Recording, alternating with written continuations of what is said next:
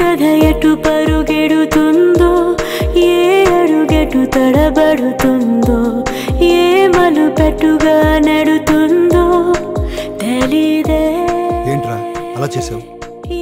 తన హ్యాపీనెస్ని డ్రీమ్స్ని వేరు చేసి చూస్తున్నాను. రెండు ఉంటేనే లైఫ్ని తనకు అర్థం కావట్లేదు.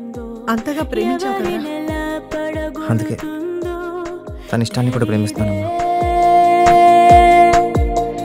మెరిసే కలలు తడిసాయి ఎందుకు విరిసే లోపుగా, ఎగసే అలలు విరిగా ఇదే నీకు తలవని తలపుగా, స్వరంలో ఆగిందే కెరంట, కన్నీరే ఓదార్పు ఎంతో కొంత.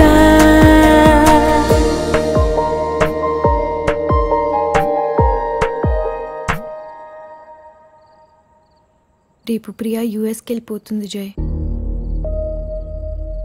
నేను ఒకటి నేర్చుకుందామని క్యాంపస్కి వస్తే లైఫ్ నాకు ఇంకొకటి నేర్పించింది.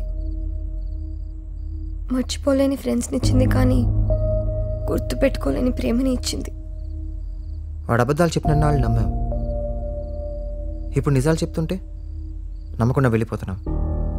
వాడు చెప్పేది నిజమా అబద్ధమా అన్న అనుమానంతో వాడితో ట్రావెల్ చేయడం నా వల్ల కాదు జయ్. ఇది మా ఇద్దరికి మంచిది కాదు.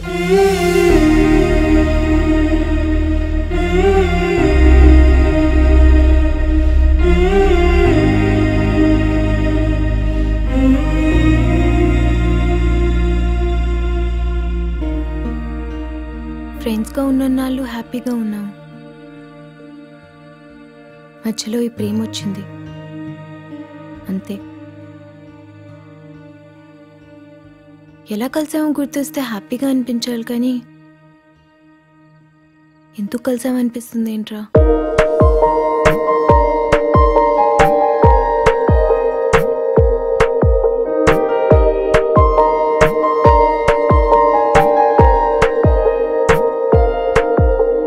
చందమామ అందలేదని తగని నిగులు చందగలమా, వెన్నెలుంది చాలు లెమ్మని వెలుగు పడిన కలగ పయనించలేమా.